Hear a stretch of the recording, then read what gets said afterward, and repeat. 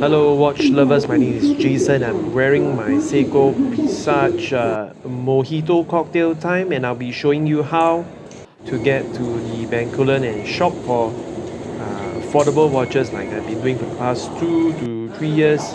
Whether or not you're traveling from the downtown line or the east-west line, you get off at the Bugis MRT station, and you look for this flight of stairs that's on the left if you're coming from the blue line. It's on the right if you're coming from the green line. I've got to say that it's very crowded on a Saturday, and I have to stop my video here in case I get accused of taking up skirt videos. Anyway, up the flight of stairs or escalator, you see the taxi stand, and across the road there is a landmark for tourists until recently. There is the Bugis Street market selling a lot of cheap trinkets, mobile phone accessories, fashion accessories, clothing, souvenirs. But you don't really want to go through there even on a normal day pre-pandemic. You try to look for the small alley on the right, and if you just follow the couple holding hands, or rather one of them is holding the other's hand, turn left here, just a left before the Kentucky Fried Chicken. You can just go there and try to avoid all the human traffic. It's very safe in Singapore. And before you know it, you have got the Bugis Street Market at the back of you, and you have got this place in front of you that's known as the Albert Centre. This place is pretty much part of the civic district.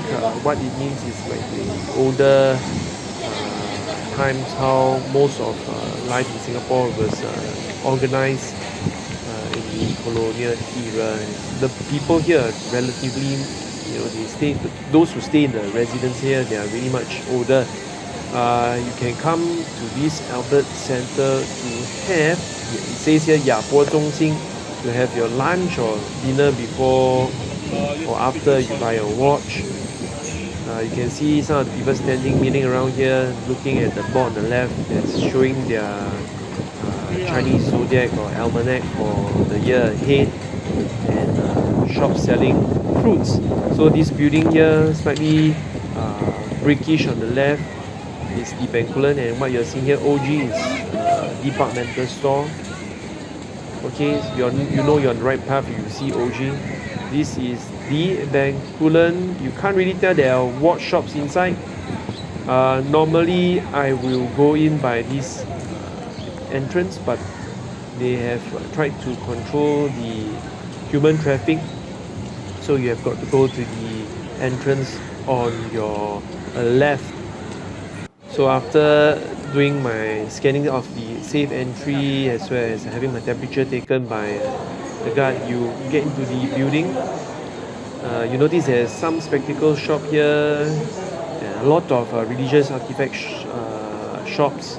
The first two watch shop you notice is Taiwan Watch and Clock on the left, where I bought my SKX from them, and nothing else ever since. And Mei Mei Watch Dealer on the right. Here's some of the Casios on display, and you can see me pointing my camera. Mei Mei, they do sell Tissot, which the rest of the other shops they don't carry. And we have got how do you pronounce this name? Niho and Pengqi on the left. They are second-hand watch dealers, mostly dealing with Rolexes.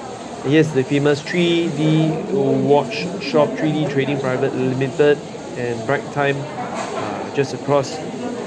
3D watch shop is a very popular place for locals as well as Southeast Asia tourists, and they are the most competitive in terms of the pricing of their G-Shocks. I bought my 5600 from this place, and we see here some Casios on display.